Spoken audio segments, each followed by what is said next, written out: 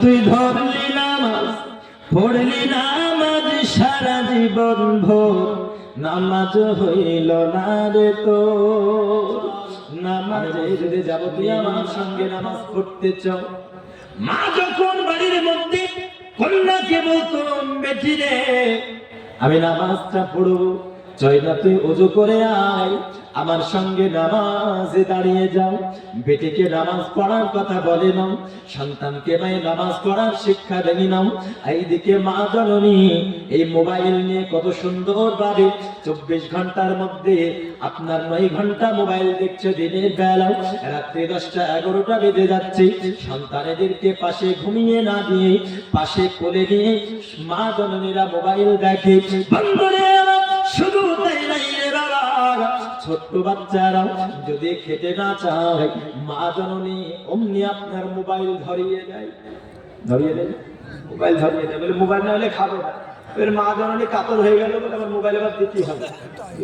মনে হচ্ছে কমপক্ষে 20 জন ওখানে দাঁড়িয়ে আছে। এ বাবাজি আমার ভাই জানেরা, তোমরা সব আমার ভাইয়ের বয়সের হবে, হয়তো 2-1 বছরের বড় বা ছোট। তোমরা ভালো আছো? ভালো আছো তো নাকি? ভালো আছো, সুস্থ আছো তো নাকি? আচ্ছা, সুস্থ থাকলে একটু সামনে এদিকে চলে আসো না, সুস্থ থাকলে চলে আসো। এখন বর্তমান সময় মা বোনেদের, মায়েদের এবং বাবাদের শিক্ষা নাই। কথায় আছে না, বাবার থেকে সন্তান সন্ততি মানুষ করাতে সব থেকে ভূমিকা বেশি রাখে মা। কি রাখে? মা। মা বোনদের জন্য আলাদা জায়গা করা আছে নাকি? ওরা নিশ্চয়ই ওয়াজ শুনছে। আচ্ছা, ডান দিকে মেয়েদের, আলহামদুলিল্লাহ। তো সব থেকে মেন ভূমিকা মায়েদের হয়। কেন? কারণ সকালবেলায় বাবারা জীবিকা নির্বাহনের জন্য কেউ রাজমিস্ত্রির কাজে চলে যায়, কেউ আপনার লেবারের কাজে চলে যায়, জীবিকা নির্বাহনের জন্য এদিক ওদিক ঘোরাফেরা করতে থাকে, প্রবাসে চলে যায়। ঘরের ভিতরে মা জননী সন্তান সন্ততিকে নিয়ে সব সময় বাবা সন্তান সন্ততিকে নিয়ে থাকে। ওই মা যদি পারে সন্তান এবং কন্যাকে ইসলামের শিক্ষা দিতে, নামাজের শিক্ষা দিতে, তবে সন্তান সন্ততি শিক্ষা নেবে। আর মা জননী যদি মোবাইল দেখে, সন্তানেরাও মোবাইল দেখবে, ঠিক কিনা? সন্তানেরাও মোবাইল দেখবে। কথায় আছে আটা গুনে রুটি আর মা গুনে বেটি, তাই না? বন্ধু আমার সোনামানিকেরাও, এ আমার এই শহর বাসা গ্রামে, ও আমার মা খালারাও, শোনেন না রাতের বেলা মা, আজ আমি আপনাদের সামনে এমন একজনের কথা শোনাবো মা। ধরার বুকে ওই মহিলা, যেই মহিলার কথা আমি আপনাদেরকে শোনাবো, পৃথিবীর জমিনে থাকতে ওই মহিলা কত সুন্দর ইবাদত করেছে, কত সুন্দর নিজের জীবনকে পরিবর্তন করেছে। দরদি ইসলামকে কেমন করে আপন করে নিয়েছে মা, আজকে আমি তোমাদের জন্য এই বক্তব্যটা রাখি। এ বাবাজি আমার, বাসরানগরে গরিব পরিবারে 2 জনা বসবাস করে, স্বামী আর স্ত্রী। স্ত্রীটার নাম হলো মাহফুল আর স্বামীটার নাম হলো ইসমাইল। 2 জনই আল্লাহওয়ালা। জোরে বলুন সুবহানাল্লাহ। মাহফুল এবং ইসমাইল। আব্বাজি আমার, স্বামী স্ত্রী 2 জনে আল্লাহওয়ালা। এক এক করে বিবি মাহফুলকে আল্লাহ পাক 3টে কন্যা দিয়েছে। চতুর্থ বেলায় গর্ভবতী হয়েছে, আল্লাহর কাছে দোয়া করতেছে, মাবুদ আল্লাহ তুমি আমাকে এক এক করে 3টে কন্যা দিয়েছো, ওগো রব্বুল আলামিন চতুর্থ বেলায় গর্ভবতী বানিয়েছো। আল্লাহ আমি আমার স্বামীর মুখে একটি পুত্র দিতে পারি নাই, আমি আমার স্বামীর মুখে হাসি ফোটাতে পারি নাই। মাবুদ আল্লাহ তুমি চতুর্থ বেলায় গর্ভবতী বানিয়েছো, আমায় 3টে কন্যা তুমি দিয়েছো। আল্লাহ আমার তাতে কোনো দুঃখ নাই। ইয়া রাব্বাল আলামিন তুমি আমায় চতুর্থ বেলায় গর্ভবতী বানিয়েছো। আল্লাহ মাবুদ আমার স্বামীর মুখে আমি যেন একটু হাসি ফোটাতে পারি, যার জন্য মাওলা আমি তোমার কাছে দোয়া চাই, আমাকে চতুর্থ বেলায় তুমি একটি পুত্র দিও। বন্ধুরে আমার, দেখবেন বাবাজি, যে সংসারে 2-3টে কন্যা হবে, ওই সংসারে একটি পুত্রের আশাবাদী হয়। আর যে সংসারে 2-3টে পুত্র থাকে, ওই সংসারে একটি কন্যার আশাবাদী হয়। হয় না? কন্যার আশাবাদী। বিবি মাহফুর তিনি গর্ভবতী হয়েছেন। 1 দিন 2 দিন করতে করতে বাবা যখন প্রসব বেদনা শুরু হয়েছে, এত গরিব হযরত ইসমাঈল তিনি দিন খাটে দিন খায়, যেই দিন কাজ করতে পারে না সেই দিন আহার জোটে না। এ বাবাজি আমার, আজকে পৃথিবীর জমিনে আমরা কতই না সুখে আছি বাবা। তৎকালীন যুগে হযরত ইসমাঈল তিনি কত বড় অরাটনের মধ্যে দিন কাটিয়েছে। বিভিন্ন ফুলে যখন প্রসব বেদনা শুরু হয়ে গেল, সঙ্গে সঙ্গে স্বামী ইসমাঈলকে ডেকে বলতেছে, ওগো স্বামী ইসমাঈল, আমার প্রসব বেদনা হয়, এখন তো রাত্রি বেলা, হঠাৎ যদি সন্তান প্রসব করে, ওগো আমার স্বামী ইসমাঈল, তবে আমার সন্তান অন্ধকারে প্রসব করবে, অন্ধকারে সন্তান জন্ম নেবে। আপনি জানলাম বাড়িতে আলো জ্বালানোর মতো তেল আমাদের কাছে নাই। স্বামী গো, আপনি বাসারা নগরে যান, আর যাওয়ার পরে কারো কাছ থেকে একটু তেল ধার করে নিয়ে আসুন। ওগো স্বামী ইসমাঈল, আমি এত প্রসব বেদনা হয়তো রাত্রিবেলায় সন্তান প্রসব করবে। এ আমার শহর বাসা গ্রামে আমার আব্বাজি, আমার সোনা মানিক মা খালারা শোনেন না, রাতের বেলা কত দুঃখ কষ্টের দিন কাটিয়েছি। আল্লাহর মাহবুব মাহবুবা বান্দা বান্দিরা, আমরা ওই রকম কষ্ট আমাদের হয় না, তবু আল্লাহর ইবাদতের দিকে অগ্রসর হতে পারি না।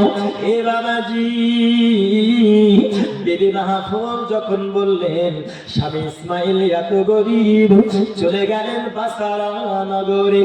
প্রত্যেকটা বাড়িতে প্রথম যখন ঢুকলেন, আওয়াজ দিলেন দরজার, আসসালামু আলাইকুম ইয়া আহলাল বাইত, বাড়ির ভিতরে কে আছেন সালাম নেবেন। সালামের জবাব দিল, বলতেছে কে? বলতে আমি বাসারা নগরের গরিব ইসমাঈল। কেন এসেছো? বলতেছে ভাইজান, আপনি তো আমার পাড়া প্রতিবেশী, আপনি আমায় চেনেন, আমি এত গরিব, আমি এত গরিব, আমার বাড়িতে আলো জ্বালানোর মতো তেল আমার কাছে নাই। ও বাসারা নগরীর আমার প্রতিবেশী, আমার বিবির সন্তান প্রসব বেদনা হয়, হয়তো রাত্রি বেলায় সন্তান প্রসব করবে, আমি চাই না অন্ধকারে সন্তান প্রসব করুক। ভাইজান, আমি তোমার কাছে একটু তেল ধার করতে এসেছি। ইসমাঈলকে বলে, ইসমাঈল, তুমি এত গরিব, এত গরিব, আমি যদি তোমায় তেল ধার দিই, এ ইসমাঈল, তুমি কিছুদিন পরে আবার আমার ফেরত দেবে, এর গ্যারান্টি আমি পাই না, কারণ তুমি এত গরিব, পরে যে তোমার তেল মজুদ হবে আমি এটা বিশ্বাস করতে পারি না। অঝোর মনে কান্না করে যান হযরত ইসমাঈল, তিনি আল্লাহর কাছে বলতেছে, মাবুদ আল্লাহ, তুমি আমায় এত গরিব বানিয়েছো, পরক্ষণে তেল ফেরত দেব, যার জন্য কেউ বিশ্বাস করতে পারে না। একবারেতে গেল, আরেক বাড়িতে যাওয়ার পরে বলতেছে, ও ভাইজান, আমার বিবির প্রসব বেদনা হয়, আপনি কি তেল ধার দেবে?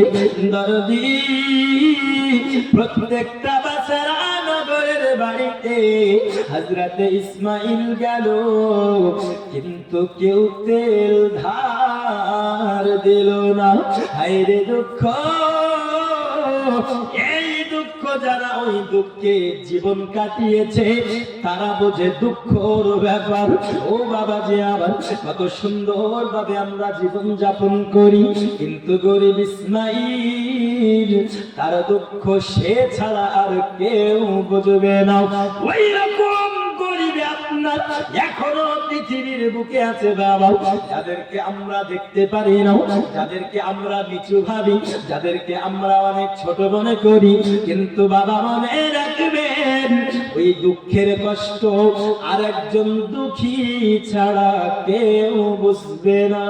ইসমাইল তিনি জানেন একজন গরিব মানুষ উম্মতি একজন ধনী ব্যক্তির থেকে 500 বছর আগে জান্নাতে যাবে। বছর 500 বছর। দুনিয়াতে কষ্ট হয়েছে তো কি হয়েছে, দুনিয়াতে অবস্থা খারাপ আছে তো কি আছে, আমি গরিব হয়েছি এতে আলহামদুলিল্লাহ। কেন? কারণ একজন ধনীর থেকে একজন গরিব কত বছর আগে জান্নাতে যাবে বললাম? 500 বছর আগে জান্নাতে যাবে। তাহলে গরিব হওয়ার একটি বেনিফিট আছে না নাই? আছে। এ বাবাজি আমার, গরিব ইসমাইল তিনি আপনার প্রত্যেকটা বাড়িতে যখন যাই, সবাই যখন ফিরিয়ে দিল, ইসমাইল মনে বড় দুঃখ নিয়ে বেবি মাহফুজ তিনার কাছে এসে চুপ করে দাঁড়িয়ে গেছে। সাইলেন্ট হয়ে গরিব ইসমাইল চুপ করে দাঁড়িয়ে আছে। এ বাবাজি আমার, ইসমাইল যেন কিছু বলে না। বিবি মাহফুজ তিনি স্বামীর মুখের দিকে তাকালেন এবং বুঝতে পেরেছে, বলতেছে স্বামী আমার, আপনি কোনো চিন্তা করবেন না, আপনি বড় বড় কষ্ট নেবেন না। আমি বিবি মাহফুজ জানি, কারণ আমি জানি আপনার মনটা কেন খারাপ, আপনার মনটা কেন ভারী। বন্ধুরে আমার, বিবি মাহফুজ বলে স্বামী গো, বাসারা নগরীতে কেউ আমাদেরকে তেল ধার দেয় নাই, আমরা অত্যন্ত গরিব, যার জন্য তেল কেউ আমাদেরকে ধার দেয় নাই। স্বামী গো, আপনি চিন্তা করবেন না, আপনি দুঃখ নেবেন না গো স্বামী। আমি অন্যান্য স্ত্রীদের মতো নই, আমি অন্যান্য বিবিদের মতো নাই। অন্যান্য স্বামীদের কাছে বিবিরা যা চাই না দিতে পারলে খারাপ ব্যবহার দেখায়। স্বামী আমার, আপনি মনে দুঃখ নেবেন না, আপনাদেরকে তেল ধার দেয়নি তো কি হয়েছে, কেউ আমাদের সঙ্গ দিল না। একটি কথা মনে রাখবেন গো স্বামী, পৃথিবীর বুকে যার কেউ না, তার স্বয়ং আল্লাহ রয়েছে। কে আছে? যার কেউ নাই তার কে আছে? আমাদের সবার কে আছে? আল্লাহ। স্ত্রীতে সান্ত্বনা দিচ্ছে। বর্তমান সময় এইরকম বিবি খুঁজে পাওয়া যাবে গো? যদি বলে যে আমার অমুক জুয়েলারির দোকানে এই মাকড়িটা আমার পছন্দ হয়েছে, স্বামীর কাছে যদি ব্যালেন্স না থাকে বলছে যে আমি তো এখন নিয়ে দিতে পারবো না, মাস দুই থামো, আমি চাইলে তোমার কাছে টাকা থাকে না, আমি চাইলে তোমার কাছে টাকা থাকে না, অন্যান্য সময় তো খুব এখানে ওখানে সেখানে সেখানে ঘুরতে যাও, তোমার সাথে বিয়ে করে আমার জীবনটা শেষ হয়ে গেল, বলে না? স্বামীর মনে আঘাত। অবস্থা যদি ভালো নাও থাকে পরীক্ষণে নিয়ে দেবে বললেও কিন্তু উপায় নাই। এগুলো যে এসব মানে এইসব ব্যথাতে যারা জর্জরিত তারা বুঝবে এই ব্যাপার, তাই না? কিন্তু দেখুন হযরত বিবি মাহফুজের মতো মা, আপনারাও আপনাদের স্বামীদেরকে কত কষ্ট দিয়ে থাকেন, কত আঘাতমূলক কথা বলে থাকেন। স্বামীর মনোযোগে যদি আঘাত পায়, মনে রাখবেন মা, স্ত্রীদের জান্নাত হচ্ছে স্বামীর পায়ের তলে। জোরে বলুন সুবহানাল্লাহ। স্বামীর পায়ের তলে, অর্থাৎ স্বামীকে সব সময় কনভিন্স করুন, সব সময় রাজি খুশি রাখুন, নয়তো জান্নাত তো দূরের কথা, জান্নাতের ঘ্রাণও পাওয়া যাবে না। আব্বাজি আমার ভালো করে বোঝুন বাবা, বিবি মাহফুজ স্বামীকে সান্ত্বনা দিতেছে, ও আমার স্বামী আপনি চিন্তা করবেন না, আপনি চলে যান, চলে যান ওই ঘরের ভিতরে গিয়ে আল্লাহর কাছে দোয়া করুন, শুকরানা নামাজ পড়ুন, নামাজ পড়ার পরে আল্লাহর কাছে একটু দোয়া করুন গো স্বামী, যেন আল্লাহ আমার প্রসাবটা সুস্থভাবে করে দেয়। বিবি মাহফুলের কথা শুনে স্বামীর মনটা অত্যন্ত আনন্দিত হলো, মনে মনে আনন্দিত হয়েছে। বলছে আমি এমন একটি জীবন সঙ্গিনী পেয়েছি যাকে এ ভাই ওই হোয়াট ইজ দ্য ম্যাটার? কি হয়েছে? মাইনাস? হ্যাঁ, মাইনাস হলে সেরে আসুন, নচেত ভরা মাজলিস শুনতে শুনতে উঠে গেলে খারাপ লাগে। খারাপ লাগে না? খারাপ লাগে, বুঝলে? খারাপ লাগে। তাই 1 নম্বর 2 নম্বর হলে সেরে আসে, আবার সেখানে বসে যান। তাই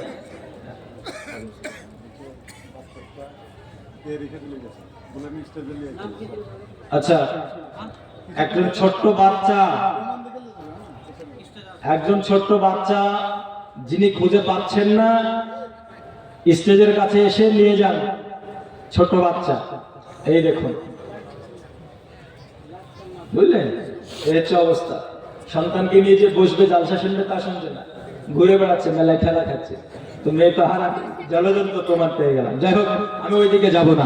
যেটা আমি বলতেছিলাম, বিবি মাহফুজ যখন বলেছে স্বামী আপনার ঘরের মধ্যে প্রবেশ করে গেল এবং আল্লাহর ইবাদতে মশগুল হয়ে গেল, জোরে বলুন সুবহানাল্লাহ। আরো জোরে বলুন সুবহানাল্লাহ। নারে তাকবীর। আরো জোরে নারে তাকবীর, নারে রিসালাত। এতক্ষণে মনে হচ্ছে আপনারা জালসা শুনতে আসলেন, কিন্তু বাবাজি কথা মনে আছে তো? হযরত ইসমাঈল তিনি নামাজ পড়তে লাগলেন, তাই না? তিনি নামাজ পড়তে লাগলেন। বিবি মাহফুল এনাকে সান্ত্বনা দিলেন এবং তিনি নামাজে মগ্ন হয়ে গেলেন। এ বাবাজি আমার, ভালো করে বুঝুন বাবা, গরিব ইসমাঈল তিনি নামাজ আদায় করতে লাগল, নামাজ পড়তে শুরু করে দিয়েছেন। নামাজের মাধ্যমে নামাজ শেষ করার পরে আল্লাহর কাছে দোয়া চাইতেছে, মাবুদ আল্লাহ, আমার বিবি এত রাত্রিতে সন্তান প্রসব করবে, ওগো আল্লাহ পাক তুমি আমার বিবিকে সুষ্ঠুভাবে সন্তান প্রসব করিও। মান রব্বুল আলামিনের কাছে দোয়া চাই, আল্লাহ তুমি আমার বিবিকে সহি সালামতে রেখো, অনেক তুমি সুস্থ রেখো আল্লাহ গো। এমন দোয়া করতে করতে হযরতে ইসমাঈল তিনি যেন নামাজের জায়গায় ঘুমিয়ে গেল। বন্ধুরে আমার, আব্বা জানেরা, ও আমার মা খালারা, আপনাদের জন্য আমি খাস করে আজকের আলোচনা ধরেছি গো মা। আজকে মা বোনেরা পরিবর্তন হতে চাই না, বাবারা পরিবর্তন হতে চাই না। এ আমার মা খালারা, আপনাদের কেমন হওয়া দরকার? যেমন হলে ইসলামের উন্নতি হবে, যেমন হলে মুসলমানের ঘরে ঘরে ইসলামিক কালচার আপনার চলবে। এ মা খালা, আপনারা যেমন হবেন তেমন আলোচনা করতেছি। গরিব ইসমাঈল তিনি যেন যায় নামাজে ঘুমিয়ে গেলেন এবং ঘুমের মাধ্যমে স্বপ্নে দেখতেছে যেন দয়াল নবী এসেছে।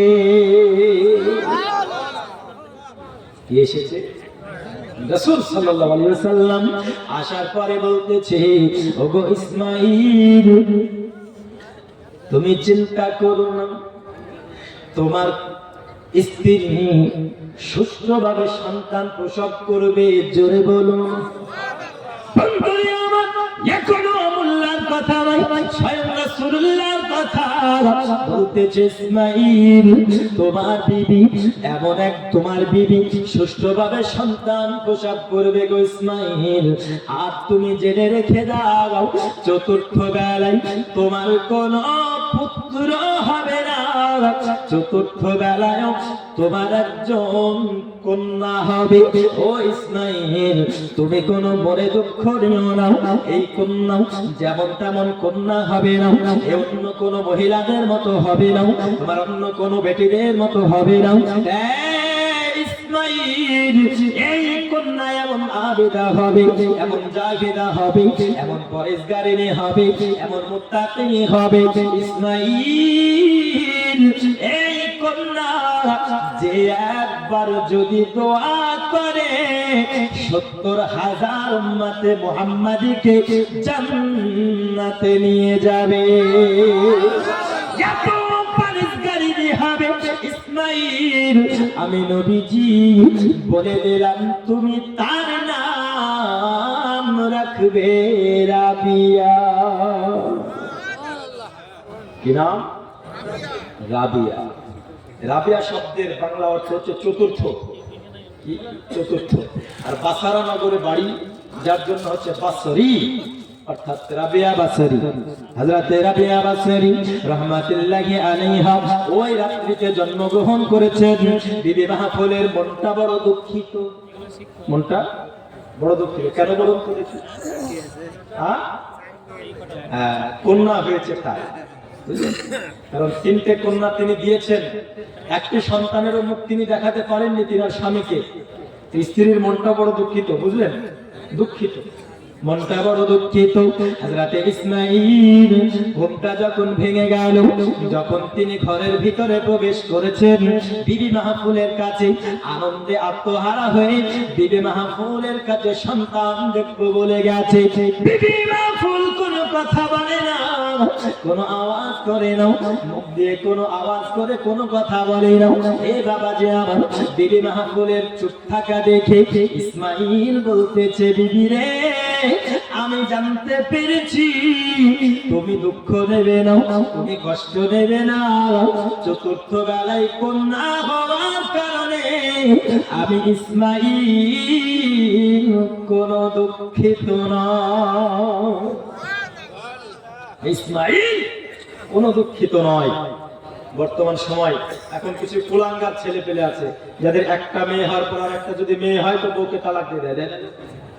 একটা মেয়ে হয়ে আর একটা মেয়ে হয়ে গেলে মানে বউদেরকে একদম তাদেরকে দোষী সাব্যস্ত করে এবং খুব কষ্ট দেয়। আমাদের হসপিটালে আমি দেখেছি, বুঝলেন, আগে একটি কন্যা হয়েছে, পরে আর একটি কন্যা হয়েছে, যার জন্য ওই কুলাঙ্গার স্বামীটাকে দেখতেও যায়নি। দেখতেও যায়নি। এই হচ্ছে অবস্থা। সবেমাত্র দুটো হয়েছে। আব্বা যে আমার, আল্লাহর রহমত যেগুলো আমরা নিজের মধ্যে বোঝ মনে করি, আল্লাহর 3টে যে রহমত আল্লাহ খুশি হয়ে আমাদেরকে দেয়, আমরা নিজের বোঝ মনে করি। কোন 3টে জানেন? হযরত মুসা কালিমুল্লাহ আলাইহিস সালাম আল্লাহকে জিজ্ঞাসা করেন, আল্লাহ তুমি যখন সব থেকে বেশি খুশি হও তখন কি করো? আল্লাহ বলতেছেন, মুসা, আমি আল্লাহ পাক যখন সব থেকে বেশি খুশি হই, যেখানে খুশি হই সেইখানে আমি বৃষ্টি বর্ষণ করি। জোরে বলুন, কি করি? বৃষ্টি বর্ষণ করি।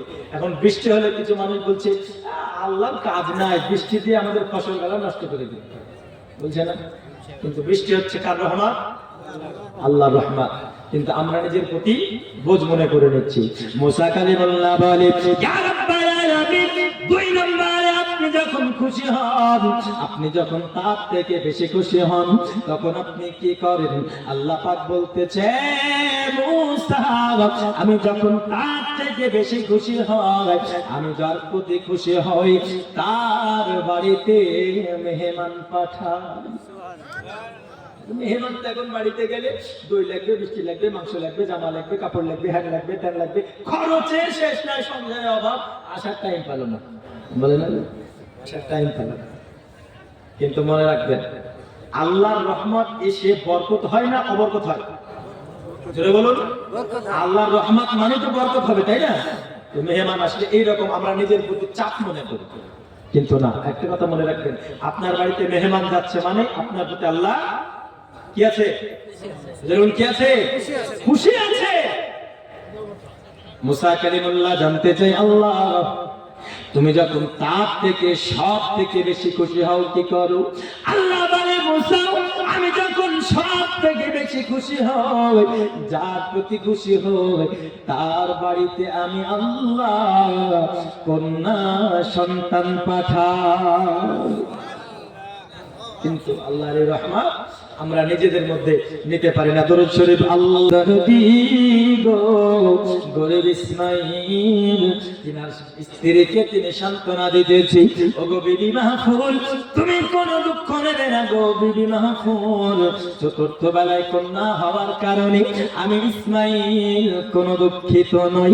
মাহফুল জিজ্ঞাসা করতেছে, ওগো আমার স্বামী ইসমাইল, আপনি কেমন করে বুঝতে পারলেন আমার কন্যা হয়েছে?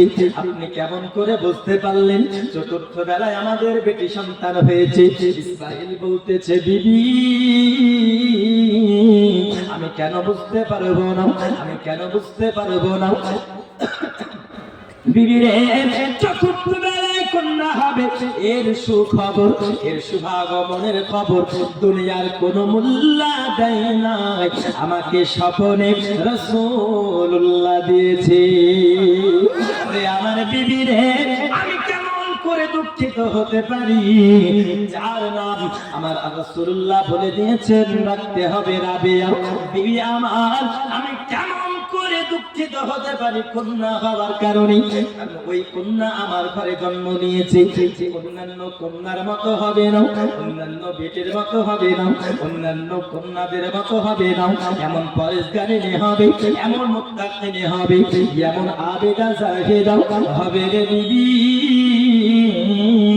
যার একটি দোয়ার বরকতে আল্লাহ ৭০,০০০ উম্মতে মুহাম্মাদকে জান্নাতে দেবে।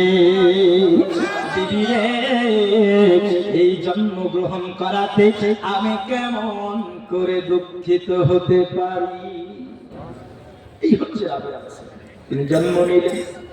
আব্বাজি আমার, যে কথা আমি বলতেছিলাম, একদিন দুই দিন করতে করতে বাবা সবে মাত্র ৫ থেকে ৬ বছর রাবেয়া বাসারীর যেন আপনার বয়স হলো। বিবি মাহফুল ইনি একজন এমন আবিদা জাহিদা মুত্তাকিনী পরেশগারিনী ছিলেন। আল্লাহর পাঁচ ওয়াক্ত নামাজ তিনি আদায় করতেন। গরীব ইসমাইল তিনারাও ৫ ওয়াক্ত নামাজ আদায় করতেন বাবা। শুধু তাই নয়, তাই নয়, তিনারা সর্বদা আল্লাহর ধ্যানে মশগুল থাকতো, সর্বদা আল্লাহর ইবাদত জিকির করত।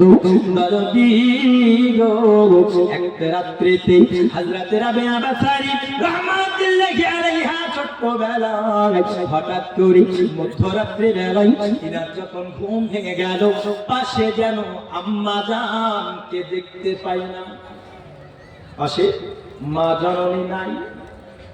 বুঝলেন, মা জননী নাই, খুঁজতে গেছে, এই ঘর ওই ঘর খোঁজন করতেছে, গুনগুন গুনগুন আওয়াজ শুনতে পাই, জোরে বলুন সুবহানাল্লাহ। গুনগুন আওয়াজ শুনতে পাই, গুনগুন আওয়াজ শুনতে পাচ্ছে বাবা হযরত রাবেয়া বাসারী রাহমাতুল্লাহি আলাইহা। তিনি চলে গেলেন আওয়াজের দিকে, গিয়ে দেখতেছেন মা জননী মধ্যরাত্রিতে নামাজ আদায় করতেছে। কি করছে? নামাজ আদায় করছে। বর্তমান সময়, আজকালকার সময় আমাদের মা বোনেদেরকে যদি ছোট ছোট সন্তানেরা হট করে ঘুম থেকে চালাতে না দেখতে পায়, মনে করবে যে দেখতে হবে যেটা মা কোথায় সিরিয়াল দেখছে, বুঝলেন, মা কোথাও টিভি দেখছে, এরা মা মোবাইল টিপছে, নাহলে মা ৪-৫টা মেয়ে ছেলেকে একসঙ্গে নিয়ে গল্প করছে। এটা ভেবে নেবে, খুঁজতে যাবে না কোনো ছেলে পেলে, বুঝলেন, হয়তো কান্না করবে। এই হচ্ছে বর্তমান পরিস্থিতি। বন্ধু বাবারে সোনামানি, বিবি মাহফুল তিনি নামাজ আদায় করতেছেন। হযরত রাবেয়া বাসারী রাহমাতুল্লাহি আলাইহা তিনি যেন বাবা দেখতেছেন, তিনি নামাজ সম্পর্কে এখনো কোনো ধারণা তিনার নাই। হযরত রাবেয়া বাসারী তিনার নামাজ সম্পর্কে কোনো ধারণা নাই, কোনো তিনার জ্ঞান নাই। তিনার আম্মাকে দেখতেছেন, তিনি আপনার বুকে হাত বাঁধতেছে, তিনি রুকুতে যাচ্ছেন, সিজদায় যাচ্ছেন, উঠছেন। হযরত রাবেয়া বাসারী যখন তিনার নামাজ শেষ হয়ে গেল, তিনার মাকে জিজ্ঞাসা করে, আম্মা তুমি এত রাত্রি বেলায় কি করতেছো? হযরত বিবি মাহফুল বলে, এ বেটি রাবেয়া, আমি নামাজ পড়তেছি রে মা। বলতেছে, মা জননী এই নামাজ কি জিনিস? হযরত মাহফুল বলতেছে, মা রাবেয়া এই নামাজ হলো আল্লাহর একটি ইবাদত, যিনি আমাদেরকে সৃষ্টি করেছেন, যিনি আমাদেরকে নবীকে তৈরি করেছেন রাবেয়া। ওই সৃষ্টিকর্তার এমন একটি ইবাদত, যে ইবাদত আমাদের জন্য অপরিহার্য। বলতেছে মা জননী কোন সময় নামাজ পড়তে হয় গো মা? বলতেছে ফজর, জোহর, আসর, মাগরিব, এশা, পাঁচটা সময়ের কথা বলতেছে। হযরত রাবেয়া বাসারি বলতেছে আম্মা এত মধ্যরাত্রিতে তুমি নামাজ পড়তেছো গো মা? এত মধ্যরাত্রিতে কি নামাজ অপরিহার্য আছে? বিবি মাহফুজ বলতেছে বেটি রাবেয়া এত মধ্যরাত্রিতে আমাদের প্রতি নামাজ ফরজ নয়, আমাদের প্রতি নামাজ ওয়াজিব নয়। বেটি রাবেয়া আমি এখন তাহাজ্জুদের নামাজ পড়তেছি রে বেটি। ওরে আমার বেটি রাবেয়া, আমার নবী সাল্লাল্লাহু আলাইহি ওয়াসাল্লামের প্রতি পাঁচ ওয়াক্ত নামাজ ফরজ থাকার পরেও আমার নবীর প্রতি তাহাজ্জুদের নামাজ ফরজ ছিল। জোরে বলুন সুবহানাল্লাহ। আমাদের প্রতি কয়েক নামাজ ফরজ? কয়েক? পাঁচ ওয়াক্ত। আর নবীর প্রতি 6 ওয়াক্ত ছিল ফরজ। তাহাজ্জুদ সহ রাসূলের প্রতি ফরজ ছিল। বলতেছে বেটি রাবিয়া, ও বেটি আমার নবী সাল্লাল্লাহু আলাইহি ওয়াসাল্লাম তিনি তাহাজ্জুদের নামাজ পড়েছেন। আমি সেই নবীকে ভালোবাসি, সেই নবীর আশিক, সেই নবীর আমি মুহাব্বত করিনি। বেটি রাবিয়া, যেই নবীজি তাহাজ্জুদের নামাজ জীবনে কাজা করে না, আমার প্রতি ফরজ না হওয়ার পরেও আমার নবীর আপনার অনুসরণের ক্ষেত্রে এ বেটি রাবিয়া যেই নামাজ আমার নবী পড়েছে, আমি নবীকে ভালোবাসি, তাই আমি তাহাজ্জুদের নামাজ ছাড়তে পারি না। ওরে আমার শহর বাসা গ্রামে আমার যুবক বাবাজি সোনারানী, ও আমার মা খালারাও শুনে নিন না, রাতের বেলা মা সঙ্গে সঙ্গে রাবেয়া বাসারি তিনি বলতেছে আম্মা গো আজ থেকে তুমি যখন নামাজ পড়তেছো, আজ থেকে আমি রাবিয়া আমিও নামাজ পড়ব। জোরে হবে না সুবহানাল্লাহ? মা আমিও আজ থেকে নামাজ পড়ব। বয়স হবে মাত্র 5 থেকে 6 বছর। আচ্ছা দেখুন, মাকে নামাজ পড়তে দেখলো, তাই কন্যার মনে ইচ্ছা জাগলো কি জাগলো না? বলুন জাগলো কি জাগলো না? ওই রাত্রিবেলায় সন্তান উঠে যদি, কন্যা উঠে যদি দেখে যে মা আমার মোবাইল টিপছে, তাহলে কন্যা কি শিখবে? মোবাইল থেকে শিখবে, তাই না? আর যদি দেখে যে মা কোরআন পড়ছে, মা নামাজ পড়ছে, মা আল্লাহর জিকির আজকার করছে, সন্তান জিকির আজকার শিখবে কি শিখবে না? নামাজ শিখবে কি শিখবে না? কিন্তু কোথায় সেই বউ, কোথায় সেই স্ত্রী, এখন কোথায় সেই মহিলা, কোথায় সেই কন্যা, কোথায় সেই পরেশগারী? এখন আর নাই। মা বোনেদের জন্য এত সুযোগ সুবিধা দেওয়ার পরেও মা বোনেদের মধ্যে নামাজ কাজাকারিনী অনেক, ইবাদত যারা করে না অনেক, আর গুনাহে লিপ্ত হওয়ার সংখ্যা বেশিরভাগ মায়েদের। ঠিক কি না? মায়েদের। একটি কথা মনে রাখবেন বাবা এবং মা খালারা, আটা গুনে রুটি, মা গুনে বিটি। আমি প্রথমেই বলেছি, আপনি যেমন হবেন সন্তান তেমন হবেন, আপনি যেমন হবেন আপনার কন্যা তেমন হবে, আপনি যেমন পর্দাশীলিনী হবেন আপনার কন্যারাও পর্দাশীল হবে, আপনি যেমন পরেশগারিনী হবেন আপনার কন্যারা তেমন পরেশগারিনী হবেন। আমার শহর বাসা গ্রামে যারা ঘোরাফেরা করতেছেন মা, আপনারা মনে রাখুন আপনার কন্যাদেরকে, আপনার সন্তানেদেরকে আপনারা নিয়ে মেলা যেমন ঘোরাফেরা করতেছেন, ওই কন্যারা বড় হওয়ার পরে তারা নিজেরা ঘোরাফেরা করবে, করবে না? ঘোরাফেরা করবে।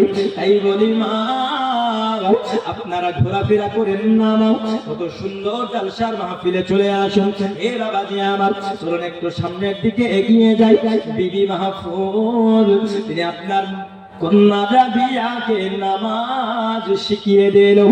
বিবি রাবিয়া হযরত রাবিয়া বাসারি রাহমাতুল্লাহি আলাইহা যেই দিন থেকে নামাজ পড়া ধরেছে বাবা, ওই দিন থেকে তিনি নামাজ কাজা করেনি, ওই দিন থেকে তিনি আল্লাহর ইবাদত বন্ধ করেনি, আল্লাহর জিকির আজকার বন্ধ করেনি। হাজারো ব্যস্ততার মধ্যে বিবি মাহফুজ তিনি নামাজ পড়িয়েছেন, হযরত রাবেয়া তিনি নামাজ পড়েছেন। বন্ধু আমি প্রথমেই বলেছিলাম হযরত ইসমাঈল তিনি বাসারা নগরী, এত গরীব ইসমাঈল যেই দিন কাজ করে সেই দিন খেতে পায়, আর যেই দিন কাজ করে না সেই দিন খেতে পায় না। আব্বাজি আমার কেমন অবস্থায় চারটে কন্যা সন্তান রেখে আল্লাহর কি পরীক্ষা দেখুন বাবা। হযরত রাবেয়া বাসারী যেন বাবা ইসমাঈল দুনিয়া ত্যাগ করে নেয়, দরদি দুনিয়ার বুকে বাবা চলে গেল, দুনিয়া দুঃখ অনাটন নেমে আসলো, অনেক দুঃখ অনাটন নেমে আসলো বাবা। কোন দিন খেতে পাই, কোন দিন খেতে পাই না। বিবি মাহফুজ বাসারা নগরীতে কাজ করে করে চারটে কন্যা সন্তানদেরকে তিনি আপনার খাওয়া দাওয়া করান। কোন রকমের দিন চলে যায়, কোন রকমের দিন চলে যায়। কোন রাত্রি এমনও আছে বাবা যেই রাত্রি খেতে পাই না, যেই রাত্রি রুজি হয় না, যেই রাত্রি মুখে আহার ঢুকে গেলে বাবা বিবি মাহফুজ যেমন করে করে দরদি আমার হযরত রাবেয়া বাসারী তিনার যখন সাবালেখায় তিনি পা দিলেন বাবা, বিবি মাহফুজ তিনিও দুনিয়া ত্যাগ করে যায়। ইন্না লিল্লাহি ওয়া ইন্না ইলাইহি রাজিউন। আমার বাবা হযরত রাবেয়া বাসারী তিনি সহ তিনটে বোন রয়েছে, এক বাড়িতে আছে। তৎকালীন যুগে বর্তমান সময় যেমন ডাকাতেরা ডাকাতি করে, চোরেরা চুরি করে রে বাবা, ওই যুগে আপনার ছোট ছোট বাচ্চারাও বেলাওয়ারিস কন্যাদেরকে, লাওয়ারিস ব্যক্তিদেরকে আপনার ডাকাতেরা চুরি করে নিয়ে যেত, চোর জবস্তি গোলাম বানিয়ে নিত, যাদেরকে একা পেত দাস বানিয়ে নিত, আর বাসারা নগরীর বাজারে তুলে বিক্রি করতো। আব্বাজি আমার যেমন আমাদের দিকে ছাগল গরু হাটে বিক্রয় করা হয়, বাসারা নগরীতে তৎকালীন যুগে গোলাম বিক্রয় করা হতো, মানুষ বিক্রয় করা হতো, দাস বিক্রয় করা হতো। আবার বাবাজি হযরত রাবেয়া বাসারী রাহমাতুল্লাহি আলাইহা তিনার বাড়িতে জানো এইরকম কিছু ডাকাতেরা আসলো, আসার পরে তিনাদের চারটে বোন সবাইকে যেন দাসী বানায় তিনি নিয়ে চলে যায়। দরদি কত দুঃখ কত কষ্ট, হাইরে কষ্ট, হাইরে দুঃখ। বাবা নাই, মা নাই, মাথার উপরে কোনো ছায়া নাই, মাথার উপরে কোনো ছাদ নাই, এমন একটি অবস্থা পরাধীন দাস দাসিনী হয়ে গেল। দরদি আমার হযরত রাবেয়া বাসারী রাহমাতুল্লাহি আলাইহা তিনার আরো তিনটে বোন ছিল, তাদের কথা ইতিহাসে খুঁজে পাওয়া যায় না। আমার বাবাজি হযরত রাবেয়া বাসারী তিনি অত্যন্ত আপনার ইতিহাস রচিত কন্যা ছিল, যার জন্য তিনার কথা ইতিহাসে আছে। হযরত রাবেয়া বাসারীকে ওই বাসারা নগরীর বাজারে তখন ওইটাই করা ভাই এমন অবস্থায় যে সে পছন্দ করে নাই, বলতেছে রাবেয়া বাসারী দেখতে এত সুন্দর, দেখতে এত সুন্দর, আর এত সুন্দর দেখতে যেই দেখে সেই ক্রয় করতে চায়, কিন্তু যে দাসী বানিয়েছে তার বড় ডিমান্ড, কেউ কিনতে পারে না। বাসারা নগরীতে আসে আর চলে যায়, কেউ রাবেয়া বাসারীকে কিনতে পারে না। আমার দরদি বর্তমান সময় বাজারে যেই জিনিসটা সুন্দর হবে ওই জিনিসটার দাম বেশি হবে, স্বাভাবিক তাই না? দাম বেশি হবে। হযরত রাবিয়া বাসারীকে আল্লাহ পাক এত সুন্দর চেহারার অধিকারিণী করেছেন, এত সুন্দর চেহারা তিনি দিয়েছেন, যেটাকে সে কিনতে চায়, কিন্তু যে মালিক হয়ে গেছে ও আপনার অল্প দামে বেচতে চায় না। হঠাৎ যেন বাসারা নগরীর একজন রাইস ব্যক্তি, একজন ধনী ব্যক্তি চলে এসেছে আর দেখেছেন রাবিয়াকে। যখন দেখতে পেয়েছেন সঙ্গে সঙ্গে বলতেছে, এ মালিক, তুমি বলো বলো বলো, এই কন্যাকে আমার বড় পছন্দ হয়েছে, বয়সেও কম, দেখতে অত্যন্ত সুন্দর, আমার সেবা করবে, আমি এতে অনেক খুশি হব। এমন সুন্দর কন্যা আমি হয়তো পাবো না, তুমি আমায় বলো না এই কন্যার দাম কত নেবে। যেমন পরিমাণ করেছে বাবা, যেমন টাকা চেয়েছে, সমস্ত টাকা পরিশোধ করার জন্য প্রস্তুতি হলো। হঠাৎ যেন রাবিয়া বলতেছে, ও আমাকে কিননেওয়ালা, ও আমায় খরিদ করনেওয়ালা মুনিব, আপনি আমায় খরিদ করতে পারবেন না। আপনি আমায় যদি খরিদ করতে চান, আপনি আমায় যদি কিনতে চান, আমার 3টে শর্ত মানতে হবে। জোরে বলুন সুবহানাল্লাহ। কটা শর্ত? 3টে শর্ত মানতে হবে। এবার মালিক যে কিনবে সে চিন্তিত হয়ে গেল, হয়রান হয়ে গেল, অবাক হয়ে গেল, বলছে আরে সর্বনাশ, চাকরদের আবার কিসের শর্ত? কারণ তৎকালীন যুগে দাসীদের কোনো ব্যক্তিগত স্বাধীনতা ছিল না। কথা বুঝতে পারলেন? মন চাইলে অন্যের কাছে বেচে দিল, যদি চাই যে আমার সেবা কর, আমার সেবা করো, যদি বলে যে পায়খানা ক্লিয়ার কর, তো পায়খানায় ক্লিয়ার করতে হবে, যদি বলে যে এখানে বস, মাটিতে খা, মাটিতে খেতে হবে। ব্যক্তিগত কোনো স্বাধীনতা ছিল না। তাই মালিক চিন্তিত হয়ে যাচ্ছে যে আমি ওকে টাকা দিয়ে কিনছি, আমাকে ওর শর্ত পালন করতে হবে, আমার শর্ত ও শুনবে, নচেত ওর শর্ত আমাকে পালন করতে হবে, আমাকে শুনতে হবে। তো হয়রান কোন কথা, অবাক করা কাণ্ড। তো তখন বলতেছে, তোমার নাম কি? তো বলছে রাবিয়া। হে রাবিয়া, তুমি বলো তোমার 3টে কারণ কি, যে 3টে কারণ মানলে আমি তোমায় কিনতে পারবো, সেই 3টে কারণ তুমি আমায় বলো। তোমার কারণ আমি মানি চাই না মানি, আমি তো তোমায় খরিদ করে নিয়েছি, তবে তোমার 3টে কারণ আমি শুনতে খুব ইচ্ছুক। কটা কারণ? 3টে কারণ। শুনতে বড় রাজি হলো, শুনতে বড় ইচ্ছা হলো।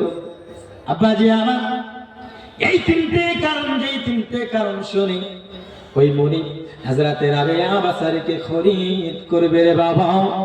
এই দরদি, ওই 3টে কারণ আমরা শুনতে রাজি আছি না নাই? রাবিয়া বাসারী রাহমাতুল্লাহি আলাইহা ইনাকে যখন বাজারে তুলেছে, মুনিব তখন জিজ্ঞাসা করতেছে, এ রাবিয়া, তোমার কি শর্ত আছে তুমি আমায় বলো। এ বাবাজি আমার, তখন আপনার মুনিব হয়রান হয়ে গেল, অবাক হয়ে গেল। সঙ্গে সঙ্গে রাবিয়া বাসারী বলতেছে, ওগো মুনিব, আমার যে 3টে শর্ত রয়েছে তার মধ্য থেকে 1 নম্বর শর্তটা আমি আপনাদেরকে বলবো। এ দরদি, এ বাবাজি আমার, যার মাধ্যমে রাবিয়া বাসারীর কথা শুনতে পাবেন, এ শোনার পরে যে নেকি আপনার হবে বাবা, ওই নেকি দানকারীও পাবে। হবে কি পাবে না? দানকারীও পাবে। চলুন তার কথাই আমি বলে দিই। হযরত রাবিয়া বাসারী বলতেছে, ওগো আমার মুনিব, আমার যে 3টে শর্ত রয়েছে, 1 নম্বর শর্ত হলো আমি রাবিয়া, আমায় একটি আলাদা, আমায় একটি পার্সোনাল ঘর দিতে হবে। কি দিতে হবে? পার্সোনাল ঘর দিতে হবে। আরো 2টি শর্ত আছে। বলতেছে রাবিয়া, আরো 2টি শর্ত তুমি আমায় বলো, কোন 2টি শর্ত তোমার আছে, যেই 2টি শর্ত পালন করতে পারলে আমি তোমায় নিয়ে যেতে পারবো। ওগো রাবিয়া বলো, তোমার কোনো ব্যক্তিগত স্বাধীনতা না থাকার পরেও তুমি যখন ইচ্ছা প্রকাশ করেছো, শর্ত তুমি রেখেছো, আমি মালিক অবশ্যই অবশ্যই শর্ত মানবো। রাবিয়া বাসারী রাহমাতুল্লাহি আলাইহা তিনি বলতেছেন, মুনিব, আমার যে 3টে শর্ত আপনাকে মানতে হবে, ওগো আমার মুনিব, 1 নম্বর শর্ত আমায় একটি আলাদা নিরিবিলি ঘর দিতে হবে, আর 2 নম্বর শর্ত আপনি শুনুন, তবে আমায় আপনি নিয়ে যেতে পারবেন। ও আমার মালিক, 2 নম্বর শর্ত হলো সারা দিন আমি আপনার কাজ করব, কিন্তু যেই সময় নামাজ পড়ার ওয়াক্ত আসবে গো মালিক, যেই 5 ওয়াক্ত নামাজ পড়ার সময় আসবে, ওই 5 ওয়াক্ত নামাজ পড়ার সময় আমি আপনার কাজ করব না, আমি আপনার সেবা করব না। আমায় সারা দিন 5 ওয়াক্ত নামাজ পড়ার সময় দিতে হবে। সারা দিন আমি আপনার সেবা করব, কিন্তু 5 ওয়াক্ত নামাজ পড়ার সময় আমাকে দিতে হবে। এ হলো 2 নম্বর শর্ত। 1 নম্বর শর্ত ঘর, 2 নম্বর শর্ত 5 ওয়াক্ত নামাজ পড়ার জন্য সময়। এ আমার বাবাজি মুনিব দেখতেছে রাবেয়া, এ তো আপনার ভালো ভালো শর্ত রাখতেছে, কত সুন্দর ভাবে আলাদা ঘর চাইতেছে, কেন আমার জানা নাই। 5 ওয়াক্ত নামাজ পড়ার জন্য নামাজের সময় ছাড় চাইতেছে, তবে আরেকটি শর্ত বাকি আছে, এই শর্তটা আমি শুনবো।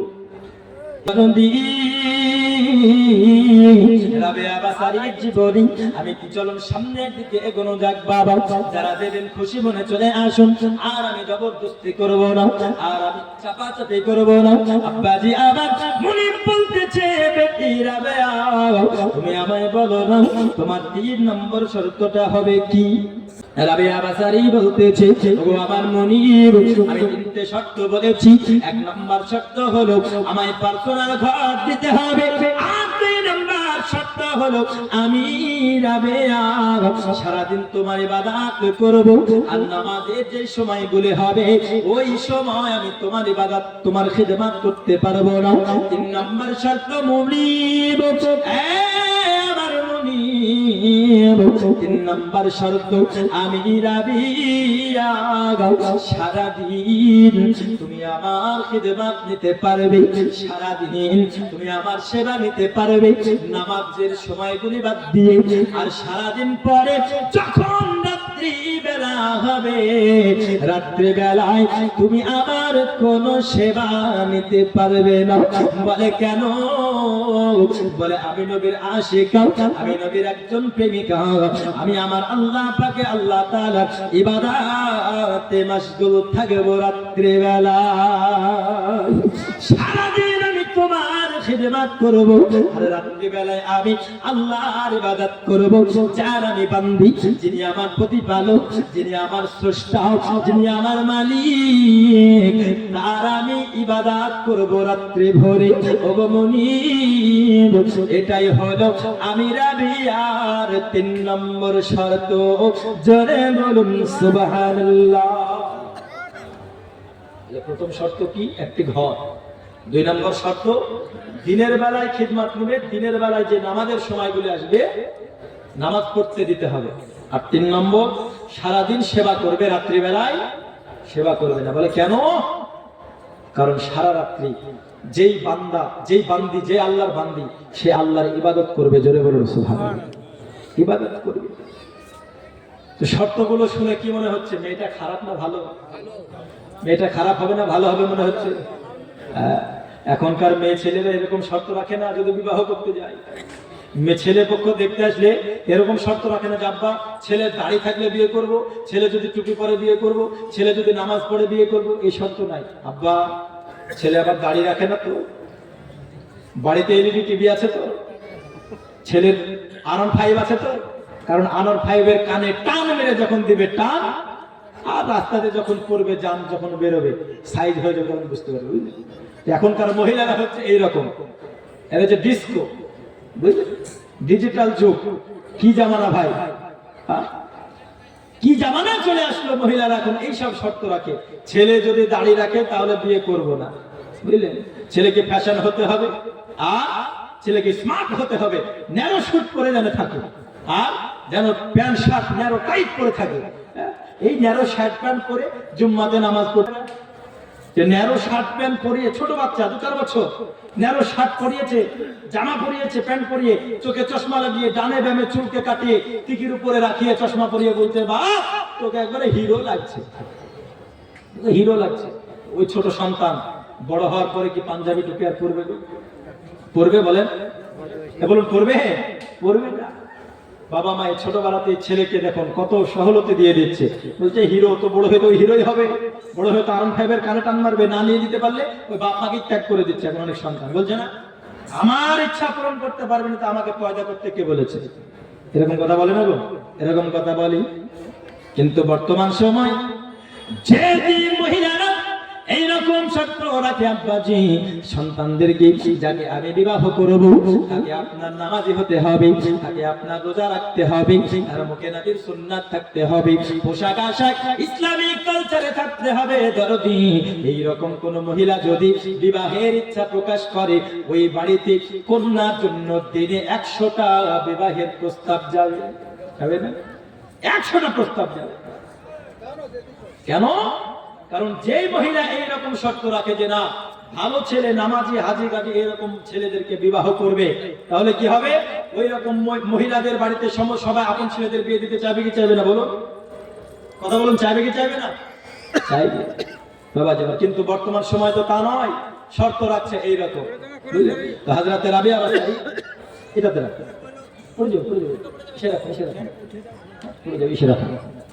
হযরত রাবিয়া বাসারি যে 3টে শর্ত রাখলো, তো শর্তগুলো শুনে কি মনে হচ্ছে? মেয়েটা ভালো হবে না খারাপ? ভালো হবে। তো বলছে এইরকম মহিলা এইরকম মেয়ে আমি হয়তো পাবো না, এইরকম আবিদা এইরকম জাহিদা পরেশগারিনী কন্যা আমি হয়তো পাবো না রে বাবা। ওরে আমার মা খালাও হযরত রাবিয়া বাসারি কেমন করে ইবাদত করেছে মা, তোমাদের উদ্দেশ্যে বলতেছি দরদি। কেন নাও আজকে মহিলারা ইবাদত থেকে বঞ্চিত রয়েছে, আজকে মহিলারা নামাজ পড়তে চাই না, যার থেকে সন্তানেরাও শিখতে পারে না। মহিলারা আপনার রোজা রাখে না, যার জন্য সন্তানেরাও শিখতে পারে না। এ আমার বাবাজি হযরত রাবিয়া তিনি যখন বাড়িতে গেলেন, মনিব আপনার বলতেছে এ মা রাবিয়া আমার অনেক ঘর রয়েছে, হাজারো ঘরের মধ্য থেকে যে ঘরটা তোর পছন্দনীয় হবে রাবিয়া, ওই ঘরে তুমি থেকে যাও। হযরত রাবিয়া অনেক অনেক ঘরের মধ্য থেকে সমস্ত ঘরগুলো এক এক করে করে পরিদর্শন করতেছে। হযরত রাবিয়া বাসারি তিনি দেখতেছেন সমস্ত ঘরের মধ্য থেকে যেটি সব থেকে বেশি নোংরা ঘর, সব থেকে বেশি নোংরা অপবিত্র ঘর, ওই ঘরটা রাবিয়া পছন্দ করে নিল। মনি বলতেছে রাবিয়া এত তোমায় আমি ঘর দিলাম গো রাবিয়া, তবুও তুমি এই নোংরা ঘর কেন পছন্দ করলে? অনেক ভালো ভালো ঘর ছিল, অনেক ভালো ভালো পরিষ্কার ঘর ছিল গো রাবিয়া, তুমি এত ঘর কেন পছন্দ করলে না? এই নোংরা ঘর তুমি কেন পছন্দ করেছো? হযরত রাবিয়া বলতেছেন মনি আমি এই জন্য পছন্দ করেছি, আমি আল্লাহর মাহবুবা বান্দি, যেই জায়গায় আল্লাহর কালাম আল্লাহর জিকির আজকার হয়, নোংরা জায়গা যতই হোক না কেন ওই আল্লাহর জিকির আজকারের কারণে ওই জায়গাটা পবিত্র হয়ে যায়। নোংরা অপবিত্র নোংরা জায়গাকে আল্লাহর জিকির আজকারের মাধ্যমে পরিষ্কার করাই হলো পরিষ্কারদের কাজ। জোরে বলুন সুবহানাল্লাহ। যার জন্য কোরআন বলেছে আলা বিযিকরিল্লাহি তাতমাইন্নুল কুলুব। পৃথিবীর বুকে আপনি যেখানেই চলে যান না কেন, কোন জায়গায় শান্তি পাওয়া যাবে না, কোন জায়গায় আনন্দ পাওয়া যাবে না, কোন জায়গায় একটু শান্তি পাওয়া যাবে না। যদি একটু আপনি আনন্দ পেতে চান, যদি একটু আপনি আপনার অন্তরে শান্তি পেতে চান, তবে আল্লাহর জিকির আজকার করুন, কারণ আল্লাহর জিকিরে রয়েছে কলবের শান্তি।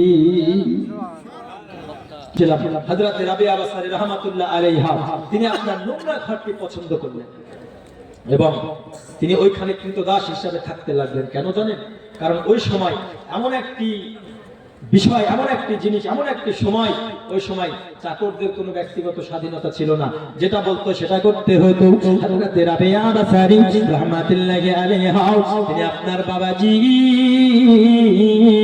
কাজ করতেছে, কাজকর্ম করতেছে, ছোট্ট মহিলা সবেমাত্র সাবালেকায় পা দিয়েছে, ছোট্ট বাচ্চা কোন রকমের যুবকী অবস্থায় পা দিয়েছে বাবা, ভরপুর এখনো বুদ্ধি হয় নাই। হযরতে রাবিয়া বাসারি তিনি কাজ করতে করতে একটা বিরাট যেন ভুল করে ফেলেছে।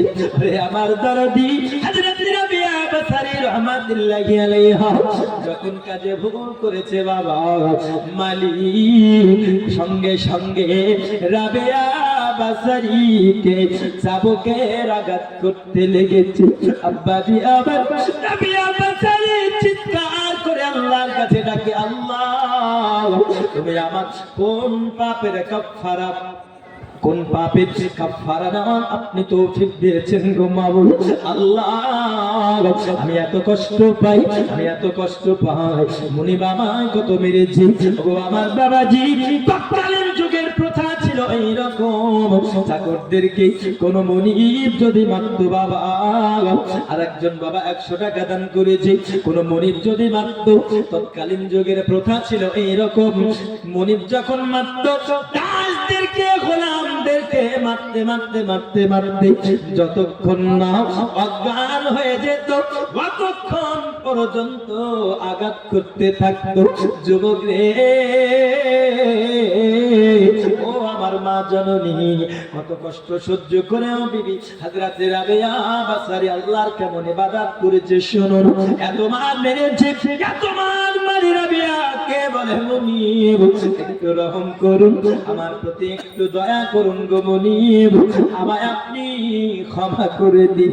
তবুও ছাড়ে না রে বাবা, প্রথা অনুসারে মেরে চলে যাও। মারতে মারতে রাবিয়াকে অজ্ঞান করে দিয়েছে, এত মেরেছে দাঁড়িয়ে খাড়া হওয়ার মতো ক্ষমতা নাই, এত মার মেরেছে শরীরে প্রচন্ড জ্বর চলে এসেছে বাবা। হঠাৎ যেন রাত্রিবেলায় রাবিয়া বাসারি যখন তিনার জ্ঞানটি ফিরেছে, দেখতেছে ঘরের মধ্যে আমি রয়েছি, এই তো দেখতে রাত্রিবেলা হয়ে গেল, আমার আল্লাহর ইবাদত বান্দেগি করতে হবে। ওরে আমার মা খালা হযরত রাবিয়া বাসারি রাহমাতুল্লাহি আলাইহা তিনি আপনার বাবা দাঁড়িয়ে দাঁড়িয়ে নামাজ পড়তে পারে না, বসে বসে নামাজ আদায় করতেছে, এত মার মেরেছে মুনিব, এত মার মেরেছে, দাঁড়িয়ে ইবাদত করতে পারে না, দাঁড়িয়ে দাঁড়িয়ে পড়তে পারে না। রাবিয়া বাসারি ওই রাত্রি বেলায় মধ্যরাত্রিতে আল্লাহর ইবাদত করার পরে আল্লাহর কাছে দোয়া করতেছে, মাবুদ তুমি আমায় ক্ষমতা দাও। গুনগুন গুনগুন আওয়াজ রাবিয়া বাসারির কামরা থেকে যখন আসতেছে বাবা, এইদিকে মুনিব শুনতে পেয়েছে, এবং রাবিয়া বাসারি যেই ঘরে নামাজ পড়তেছিল ওই ঘরের যেই ভেন্টিলেটরের মতো জায়গা ছিল, ওই জায়গা থেকে যেন নূরান্বিত রোশনি রাবিয়ার ঘরে চলে আসে। মুনিব বলতেছে, রাবিয়ার ঘরে তো কোনো আলো নাই, কোনো বাতি নাই, কোনো মোমবাতি নাই, কোনো আলোর ব্যবস্থা করা হয় নাই, তাহলে রাবিয়ার ঘরটা এমন নূরে নূরান্বিত কেন হলো? জল জল জল জল করতেছে, রাবিয়ার কামরা থেকে গুনগুন গুনগুন শব্দ আসতেছে।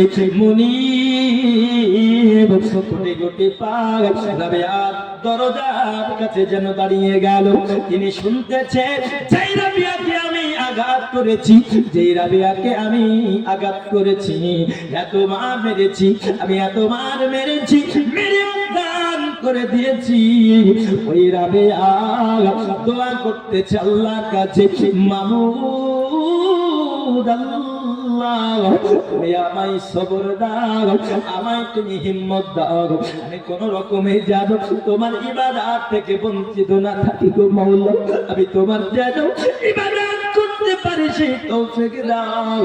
আর যে মালিক আমায় মেরেছে ওগো আল্লাহ, মালিকের প্রতি কোন চাকরের বিচার থাকে না, আমি তোমার কাছে বলি মাবুদ আল্লাহ তুমি আমার মালিককে হেদায়েত করো, ওগো আল্লাহ পাক আমার মালিককে তুমি সঠিক বুদ্ধি দান করো, সঠিক বোঝ দান করো গো আল্লাহ। আমার মালিক আমায় মেরেছে, আমি তাতে দুঃখিত নয়, আমার মালিককে তুমি সঠিক পথে আনো, ওগো আল্লাহ পাক আমার মালিকের যেন জীবনে কোনো দুঃখ অনাটন না আসে, আমার মালিকের যেন কখনো কোনো কষ্ট না হয় সংসারে।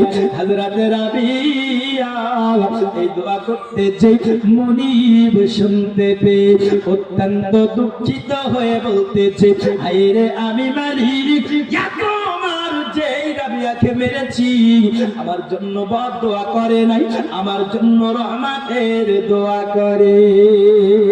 নারে